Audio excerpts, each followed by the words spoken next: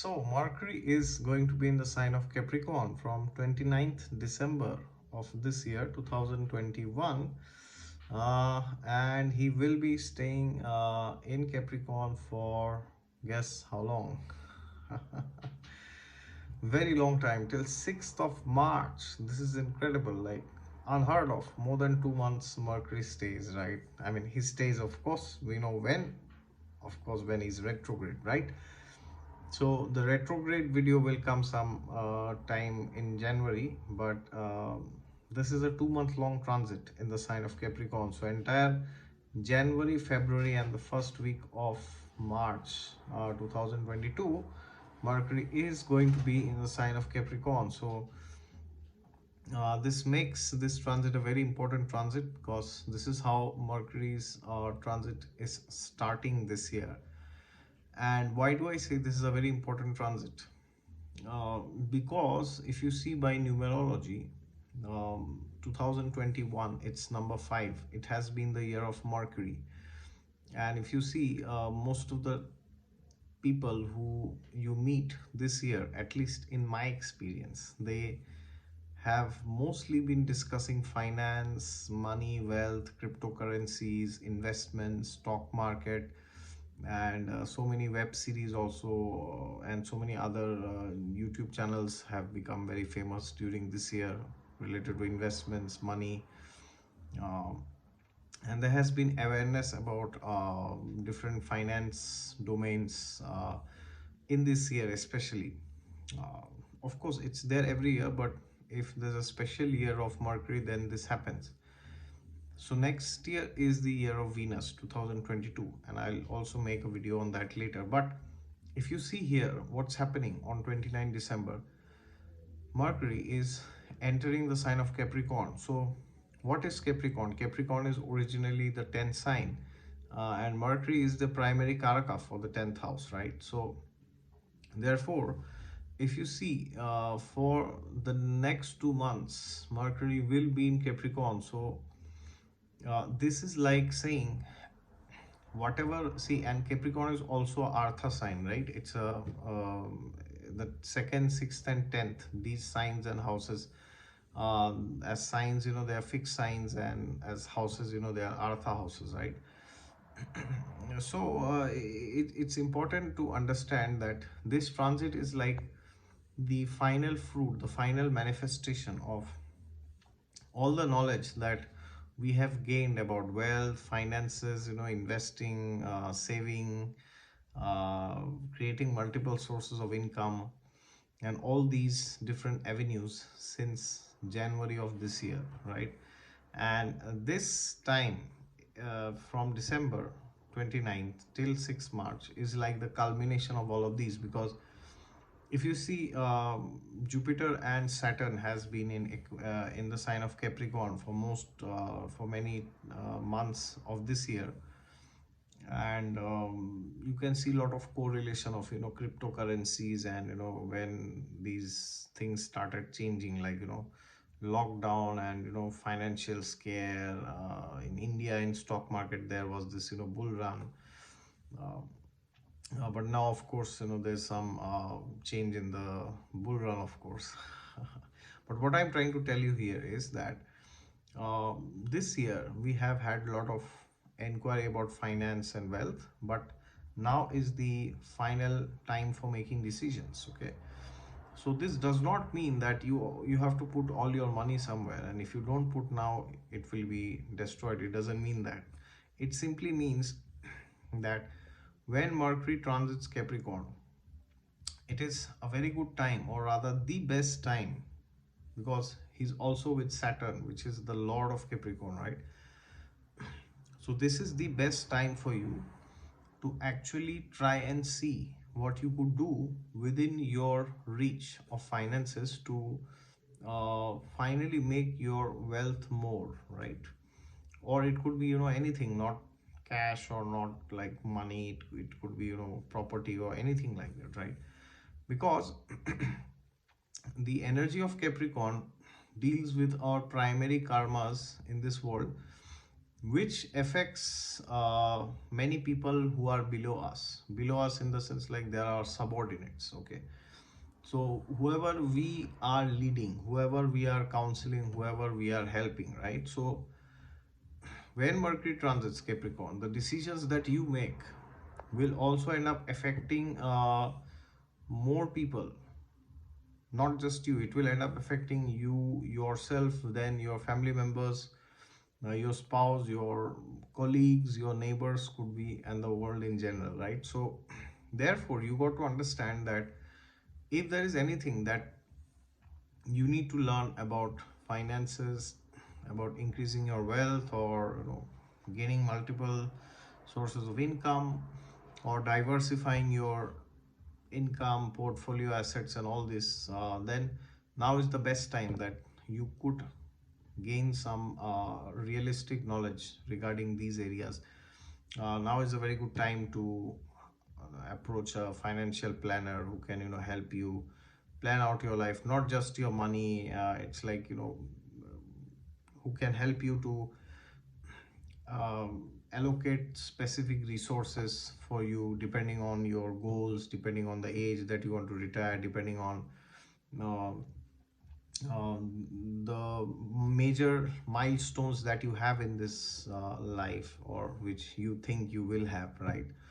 Like your marriage, or your education, or your child's education, your child's marriage, and yeah, buying home, buying car and investing somewhere. So all these things, now is the best time that you sit and plan properly for your future, because uh, when Mercury transits Capricorn, the energy of Saturn is involved.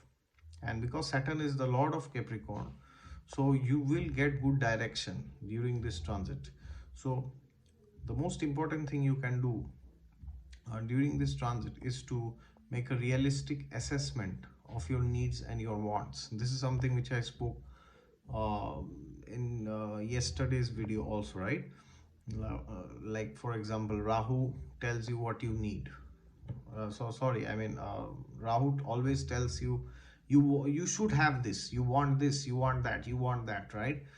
But Saturn kind of tells you what you need. So therefore, when Mercury is transiting Capricorn, it is in best interest for you to actually see how much are you earning, and how much can you diversify your income, and can you generate like more than one sources of revenue. And if you have money coming in, how much of the money are you spending, right? So many times people, they have this query that I don't have money. So I ask them that, do you not have income, or do you not have savings? Because the most difficult thing for people in Kali Yuga, especially in 2021, is to save money, right? Because all these schemes, they're just alluring you. I'm not talking of some fancy investment schemes, but there's so many things which are taking your money down, like like taking loans, for buying luxury things, or like taking credit card, and paying very high interest in them, in your credit card loans later on. Or you take some fancy loan from your family, because you want an iPhone, right, for example. And your salary in India, maybe like 20, 30, 40,000 rupees per month, and you are taking an iPhone for 1 lakh rupees, right? So that's, it's like disaster. So therefore, when people tell me that they don't have any money, 99% of the times, 1% is exception. They say we don't have a job, or we have had an accident or something like this. But the most crucial factor is in deciding how much wealth you have is not how much you earn, is how much you ultimately save. Because if you don't save money, how will you invest it, and how will you grow the money, right? So many times people say that it doesn't matter how much you save, it matters how much you invest, right? But for investing, you must save money first, right? You may invest in like real estate, or in stock market, in mutual fund, or you can invest anywhere. But the thing is, if you do not have control over your expenses, you will not be left with any money, right? So it doesn't matter where you put. If you are just left with 1, 2, 3, 4, 5% of your money, then what is the use of investing? I mean, of course you can invest, that will help you, but you should do two things. One is, you should try to see if you can get multiple sources of income, and along with that you should try to reduce your expenses, right? So then you will have more money. Either you will have it in your bank or you will invest it somewhere that will grow. But if your habits are not under control, then you will be very miserable, because your friend or your neighbor or your relative who earns 70 or maybe 50% of your money will end up saving more than you, because they spend less than you, right? So therefore, along with external things like investing strategies and so many other things, you should understand that having self control is very important. So many financial experts, they always tell you, live frugally, and then save money, invest, and then you can retire early. In the West, there is this movement, FIRE, financial independence, retire early. But for all this, there's a prerequisite that you should be able to say no to allurements. And how do you do that? When your mind is in control of whom? Of your intelligence, right? As Lord Krishna says in the Bhagavad Gita, that any one of the senses that the mind focuses in, uh, the chariot goes on that side, right? So if you feel that you are wasting too much money on something which you should not, then you must read the Bhagavad Gita, chant mantras, or do some spiritual practices, meditation, associate with spiritually enlightened people, and by that you will be able to control your mind, right? Vegetarian food, getting up early in the morning, not eating too much spicy food, and all these things, right? It's a lot of things which I always keep speaking about. So when you do all this, then you will have more money at the end of the day. And as they say, money is honey, right? At least for material life, that's how it is, right? The more the money you have, the more you can have a better life in the future, of course. So therefore, if your life is uncontrolled, then you should do two things. One is, first, your mind control, and second is you should try to take personal guidance from somebody who can help you to plan your life, right? And not just go for some fancy schemes where you can double the money in 3 days, or 21 days money double, as they say. 21 दिन में पैसा double, right? So therefore, control your mind and your senses, become more skillful, have more than one source of income if you can or if you want, and limit your expenses, and then take guidance from a planner or learn about investing, finance, and all this, and prosper, right? That is how you do. If any of this is not there in your life, you will not be very prosperous, okay? Which means if you are not able to earn well, even if your mind is very controlled, how will you save, right? Because you don't earn anything. But as I said, 99% of the people, they are earning, but they are, this second step is the biggest challenge. I'm telling you, it is easy to earn money, it is easy to invest, relatively, if I'm sarcastic, but it is very, very, very difficult to save money. And how do you do that? By controlling the mind, as Lord Krishna says in the Bhagavad Gita, by practice and by detachment, right?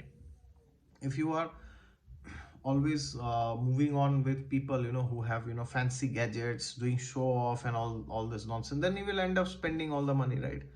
So therefore, do not roam with a bunch of idiots who will only value you if you have some stupid gadget. Otherwise, there are a bunch of thugs and idiots who do not have any goal in life. Their only goal is to impress others, and they will end up spoiling you also, right? So you are already miserable, you will become more miserable, because every damn new gadget comes up, new car comes, or anything new that comes up, you have to maintain that standard, right? So therefore, recently there was one lady, she's in London, she told me that she used to watch my videos earlier, but now she has stopped watching, because she said, you always keep telling stay away from alcohol. So I tried it for 15 days, and then I had no social circle. So if I would see your videos, I would feel guilty. And if I would see your videos and drink alcohol, then I would feel guilty. And if I would not drink, then my social circle would be finished. I would have no friends, right?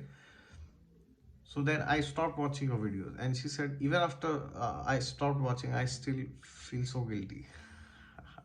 So I said, madam, it's time to change your circle, right? So if your friend circle or your relatives or your close ones, they're only valuing you if you are, buying that latest gadget, or you have this, latest makeup in your face, or, you are spending this money and, doing all nonsense, then, my dear sir, my dear madam, it's time to change your circle. Thank you.